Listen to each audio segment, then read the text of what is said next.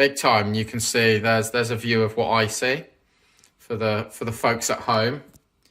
The happy smiling faces of my unfortunate victims. Usually you count yourself as the victim. What's happened this week? I'm flipping the narrative. I'm reclaiming the power from you two.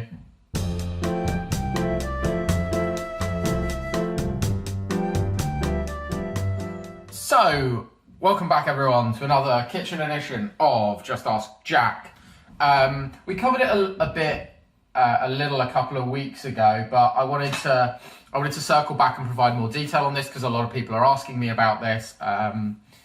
In my day-to-day life, to be honest, a woman stopped me in the shops yesterday and she said, Jack, I've had to pivot my events strategy. I'm in need of more detail. Like, how do I, what are all the things I should really be thinking about? And, how can I get influencers involved, but also just in general, thinking about how do I run the event with that in mind and just put on a great virtual event. So I thought I'd lend my 2 cents. We've been talking to influencers about this. We've been talking to agencies, brands over the last couple of months. So wanted to sort of collate all of that wisdom, all of those ideas in one place.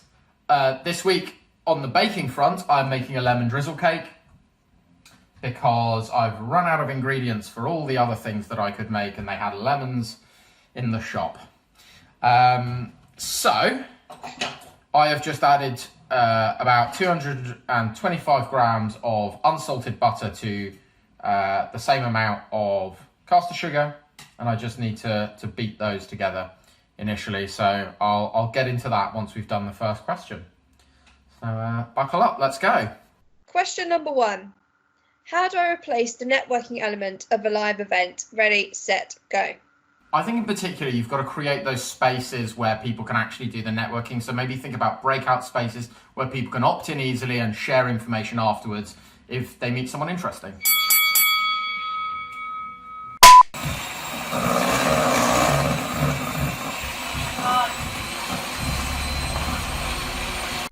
Question number 2.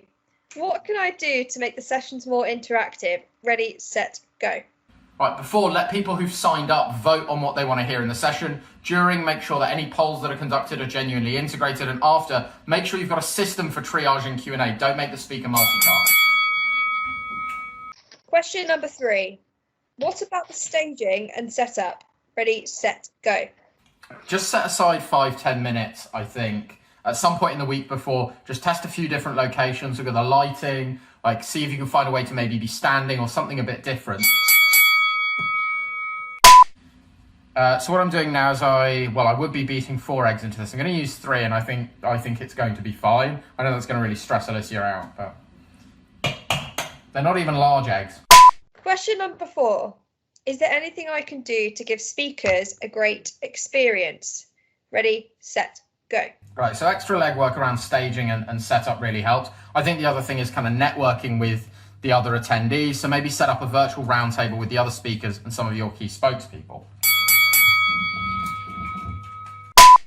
Question number 5. What action should be on my list for event follow-up? Ready, set, go. Make this cake, listen to the new Dua Lipa album. Bang, you're out. Question number 5. What actions should be on my list for event follow-up? Ready, set, go. Make sure any content that you've created during the event is reusable. Chop it up into short clips. Top of your list has to be captioning in all the languages where you're trying to reach audiences. So beating the eggs in. Now, you're going to take 225 grams of self-raising flour. If you have it, I think a really nice touch is to replace maybe 70, 80 grams of that with ground almond. So it gives it it makes the cake quite dense, but I think it retains the lemon really nicely when you lemon it afterwards, when you kind of squeeze the lemon juice into it after. And I think there's just like a nice kind of nutty flavour. I usually leave this out if I bake this for the office. So I think that has been cooking long enough. So I'm going to take that out the oven. thank you for watching this week's episode of Just Ask Jack. You can see I put foil on that to stop the top burning because it was not quite done in the middle yet, but the top was definitely done.